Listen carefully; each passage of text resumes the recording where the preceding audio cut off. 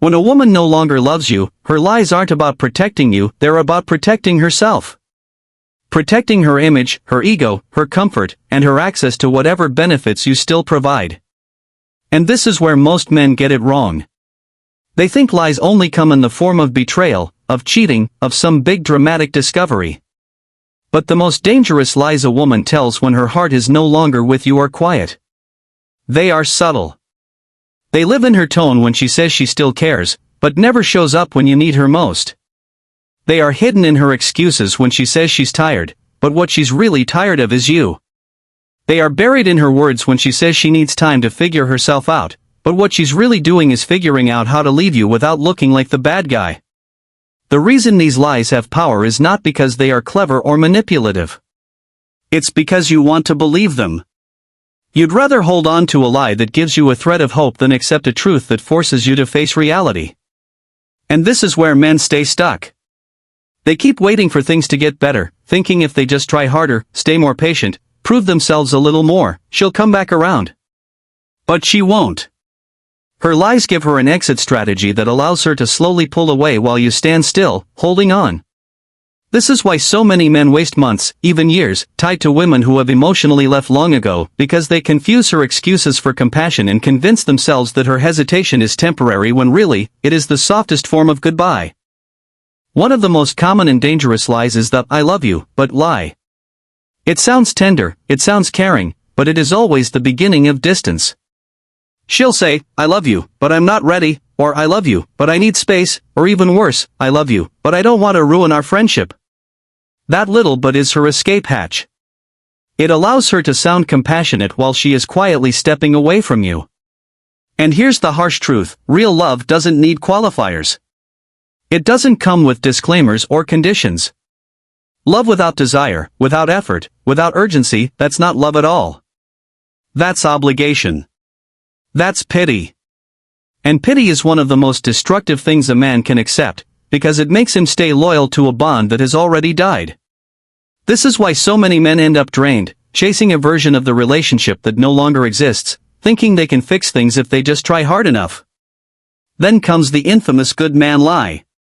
She'll look you in the eyes and say, "You're such a good man. You deserve better." "I don't deserve you." At first, it feels like a compliment. It sounds like she's praising you, lifting you up. But if you were really so good, if you were really so deserving, why isn't she fighting to keep you? Why is she walking away from the very thing she claims is rare and valuable? Because the truth is, being good is not enough to inspire desire. The good man lie is her way of shifting the blame. Instead of saying, "I don't want you anymore," she frames it as if she's the problem, sparing her conscience while leaving you confused, replaying her words and wondering why your goodness wasn't enough. The most painful kind of lie isn't always spoken, it's lived. She stays in your life, she stays in your bed, she sits across from you at dinner, but her heart has already left. She goes through the motions, but the energy is gone. You feel it in the way her touch lacks warmth, in the way her smile feels hollow, in the way her eyes seem to look past you instead of at you. You can sense it in the way conversations feel forced, how the silence between you is no longer peaceful but heavy. And when you confront her about it, she doesn't admit what you already know deep down. Instead, she dismisses you.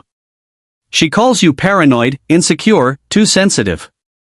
That's the most sinister part, not that she's leaving, but that she makes you feel crazy for noticing that she already has. Many men, desperate to keep the relationship intact, choose to silence their instincts. They convince themselves they're overreacting, they suppress their suspicions, and they keep playing the part of the loyal partner to a woman who has emotionally checked out. Then comes the "I just need space" excuse, which is another way she creates distance without taking accountability. Sometimes space can be healthy, but when a woman truly loves you, she reassures you even while asking for it. She gives you clarity and shows through her actions that you still matter. But when she doesn't love you anymore, "I need space" is really code for "I need freedom to detach from you without the guilt." Too many men fall for this trap, waiting patiently for her to come back, believing that time apart will rekindle her love, when in reality, it only allows her to drift further away. Another lie that cuts a man deeply is the "you're overthinking it" dismissal. This is emotional sabotage at its finest because it makes you question your own perception of reality. You notice her pulling back. You notice her replies getting slower, her energy getting colder, her body language shutting down. You bring it up because you can feel the shift, and instead of honesty, she flips it back on you. You're paranoid. You're insecure. You're imagining things. This isn't clarity, this is a way to protect her image while keeping you off balance. She would rather make you doubt yourself than admit that her desire is fading. And many men fall right into this trap. Because we've been taught that expressing concern or emotion is weakness, we back off. We silence ourselves. We start walking on eggshells just to avoid being labeled as needy. And in doing so, we let her slip further and further away without ever holding her accountable for her distance. Then comes the "I'm just busy" excuse. This one is believable because it sounds practical. Work, school, family, stress, it all makes sense on the surface. But here's the truth, no one is too busy for who they truly want. When she still desires you, she finds ways to connect. She sends that quick message, she makes that call, she rearranges her schedule if she has to. But when her heart is checked out, "I'm busy" becomes the all-purpose shield she hides behind to justify her lack of effort. And because you don't want to seem demanding, you accept it. You convince yourself that things will get better when life calms down. But life rarely calms down, and what really changed wasn't her schedule. It was her priorities. Then there is the "I still care about you" lie, which might be the cruelest of them all because it keeps you hooked. She'll say she cares, she'll even shed a tear, but her actions no longer match her words. She doesn't show up when you need her. She no longer prioritizes you. She doesn't put in effort to keep the connection alive. Her words keep you hoping while her behavior slowly breaks you down. This lie is powerful because it feels compassionate. It sounds like she's sparing you pain, but what she's really doing is sparing herself guilt.